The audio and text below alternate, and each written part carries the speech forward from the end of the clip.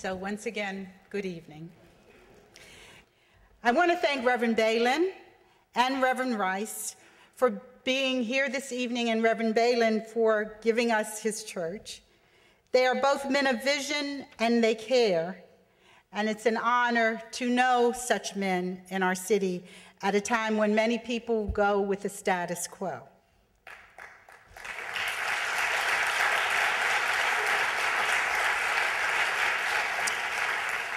If you know me, you know that my political choices are based on a straightforward idea.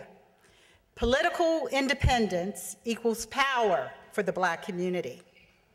Political dependence equals powerlessness.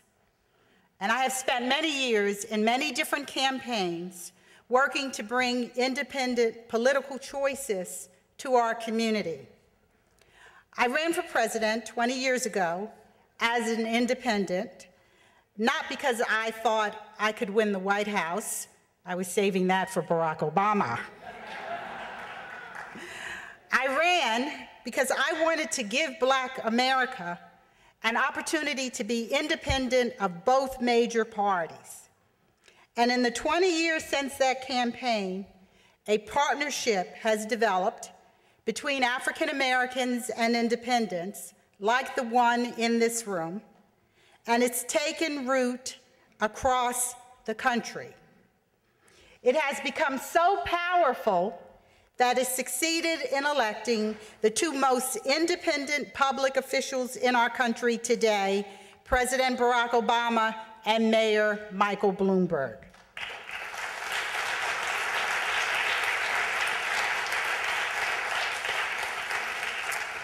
Both President Obama and Mayor Bloomberg were elected with the support of this daring new political coalition, the Black and Independent Alliance.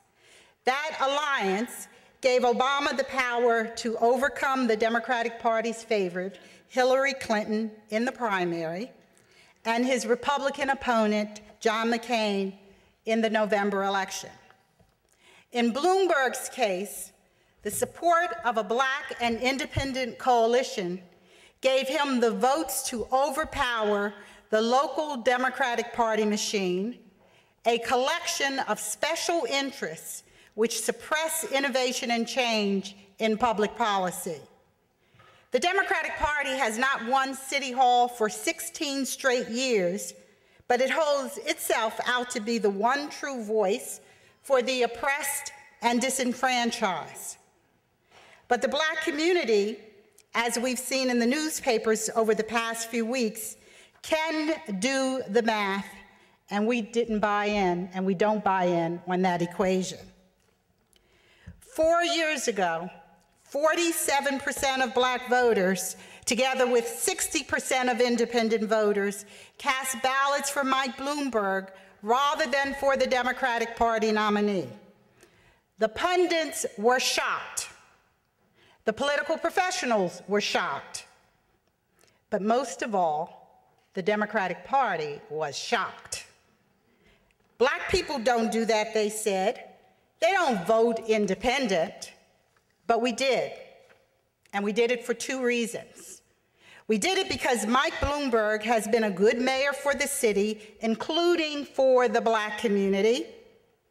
And we did it because Black people are becoming more politically independent and sophisticated, and we intend to make that very, very clear. The Democratic Party believes it has an ace in the hole for this election with respect to winning the Black vote. The ace in the hole, of course, is the fact that Bill Thompson, the Democratic Party's likely candidate for mayor, is Black. And as I walk the streets of Harlem, I know that some Democratic leaders have already started telling us that to be Black is to vote Black. However, when I hear this kind of talk, I have to remind all of us that some of these same Black leaders told us to vote for Hillary Clinton rather than Barack Obama in the Democratic primary last year.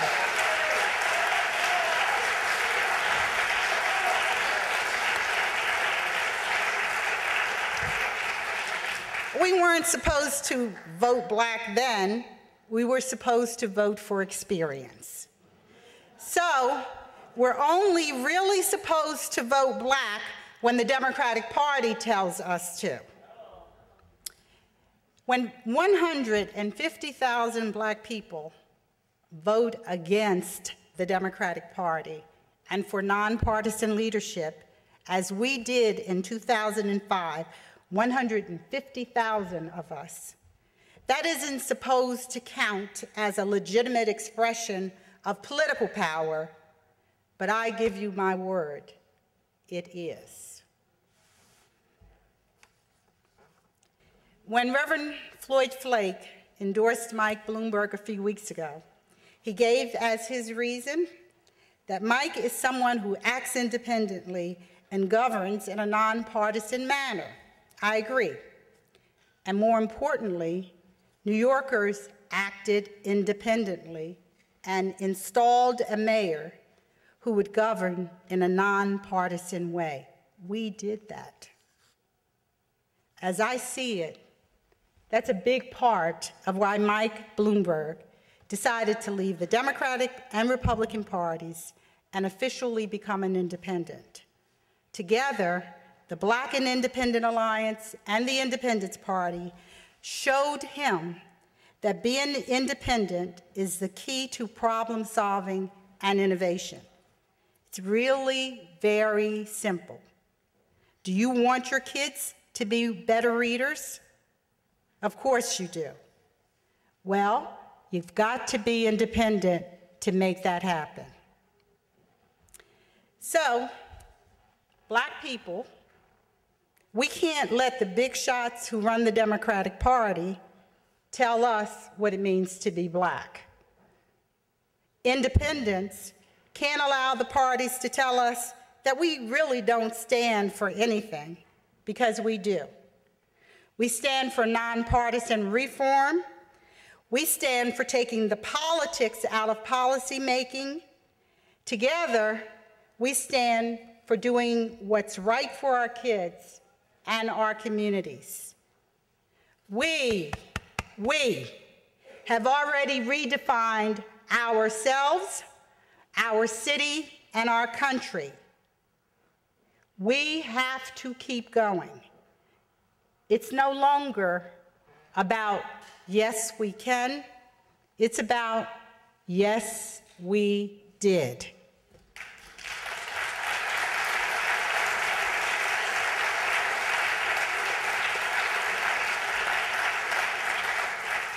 So that's the power of political independence.